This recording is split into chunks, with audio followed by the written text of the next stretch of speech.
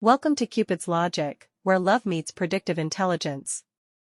We decode attraction, conflict, attachment, and compatibility, so you can know if it will last before you commit.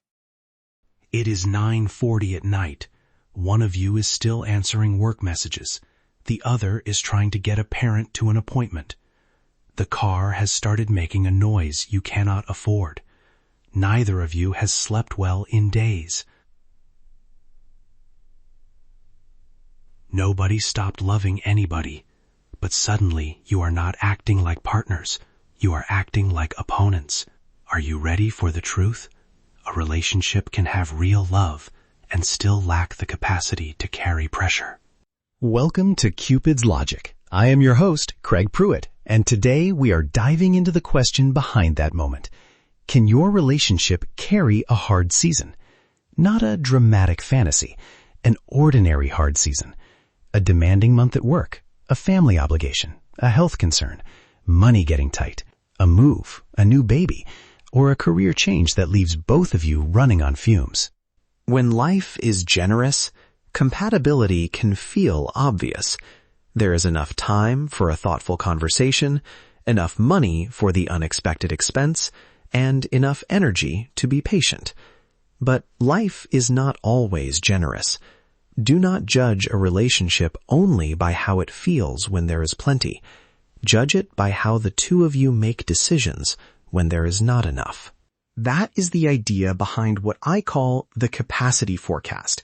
It is not a score that declares your relationship healthy or doomed. It is a way to look ahead. What can this partnership absorb right now? Where are the limits? And when those limits are reached, do you move toward teamwork or toward blame? A difficult season is not automatically a compatibility problem. Two caring, committed people can be overwhelmed by too many demands and too little support. Capacity can change with sleep, health, income, work, and family circumstances.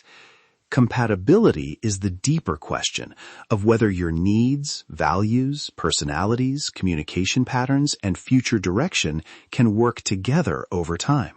But sometimes pressure reveals a structural mismatch. One partner repeatedly assumes the other will absorb the practical labor. Money cannot be discussed.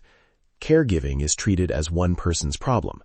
Emotional needs become an annoyance whenever the calendar fills up. The issue is not one bad week. The issue is the pattern, the denial of its impact, and the absence of repair. Start with the thing couples often argue about after the argument has already begun. Who has the time, energy, money, and attention to do what?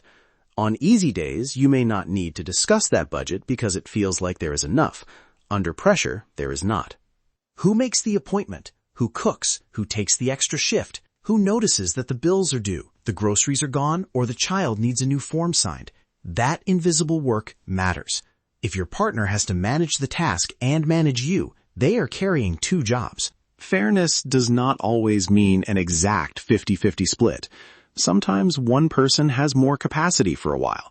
Maybe one partner is in school and the other works full-time. Maybe someone is recovering from an illness.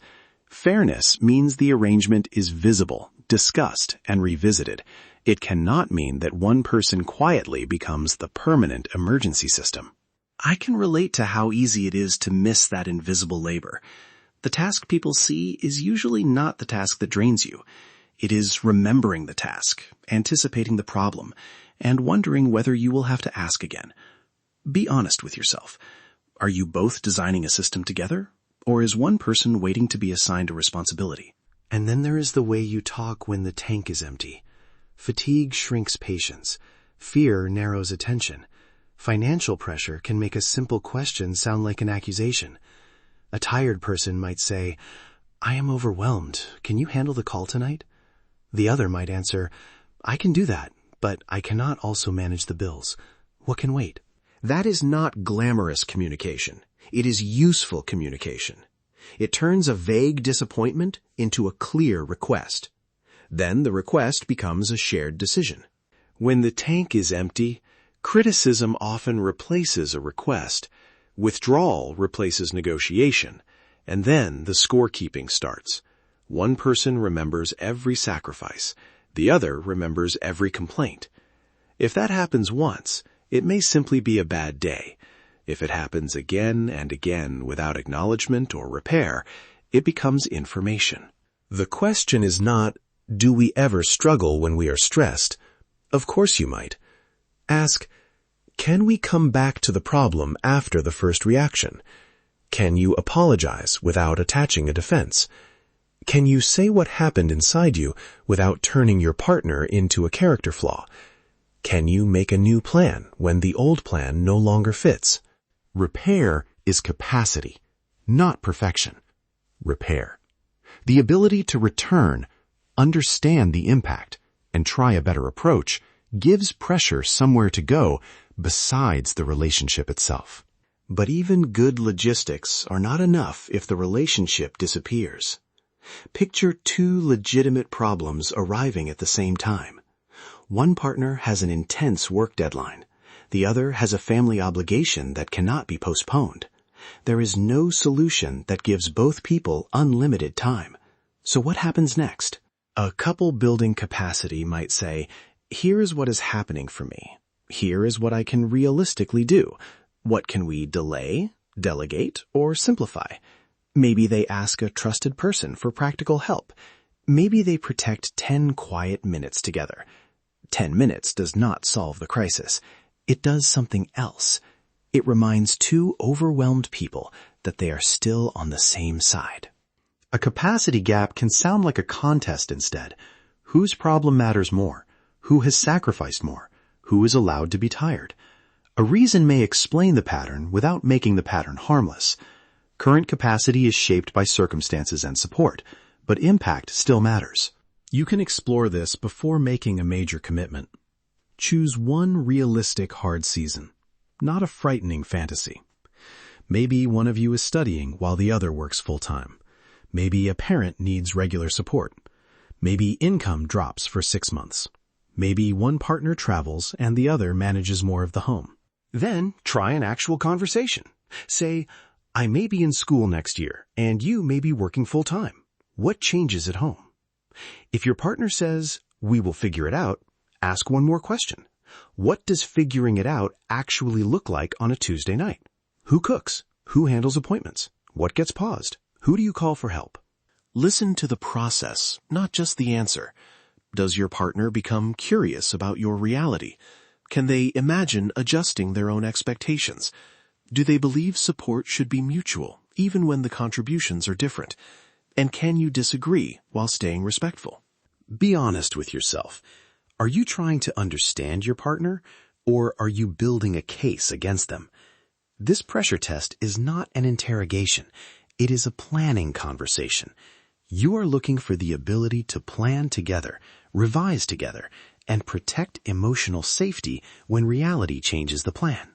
When couples ignore these gaps, the damage usually starts quietly. One person feels alone, but says nothing. A missed task becomes evidence of a larger lack of care. A conversation gets postponed, then postponed again. Eventually, generosity feels unsafe. Withdrawal looks like independence. Blame becomes the only language left for asking for help. A major commitment can magnify what was already there. Moving in together does not automatically create teamwork. Marriage does not automatically create emotional availability. Shared finances do not automatically create shared responsibility. Commitment brings more connection, but it also gives pressure more places to land. The favorable outcome is not a life without hard seasons. That relationship does not exist. The favorable outcome is a partnership that becomes more honest and more organized when pressure arrives. You name limits before they become explosions. You redistribute responsibilities without humiliation. You ask for support before resentment makes the request feel impossible.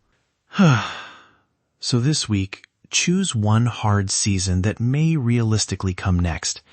Bring it up with curiosity and consent. Ask how you would divide limited resources, how you would communicate when depleted, and how you would keep the relationship from disappearing while you solve the problem.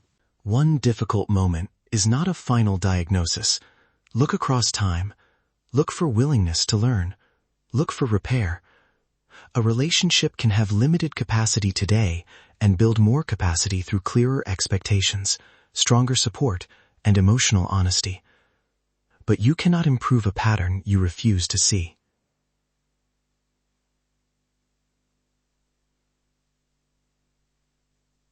Are you ready for the truth? Your relationship deserves more than hope alone. It deserves information. Love matters. Chemistry matters. But long-term security also depends on what you do when there is not enough time, energy, money, or attention to satisfy every demand. That is where teamwork becomes visible. That is where emotional safety becomes practical. And that is where compatibility becomes something you can observe. For more tools and insight into predictive relationship intelligence, visit cupidslogic.com. Explore compatibility patterns, emotional dynamics, conflict styles, commitment readiness, and future alignment before the next major decision becomes complicated. I would love to hear your thoughts. What hard season should you and your partner discuss before it arrives? Thanks for listening to Cupid's Logic. Remember, you're not bad at relationships. You've been flying blind. Until next time, take care of the relationship you are in and be honest with yourself about the relationship you are choosing. This has been Cupid's Logic. Stop flying blind in love. Visit cupidslogic.com and let the Prism engine reveal what your relationship data already knows.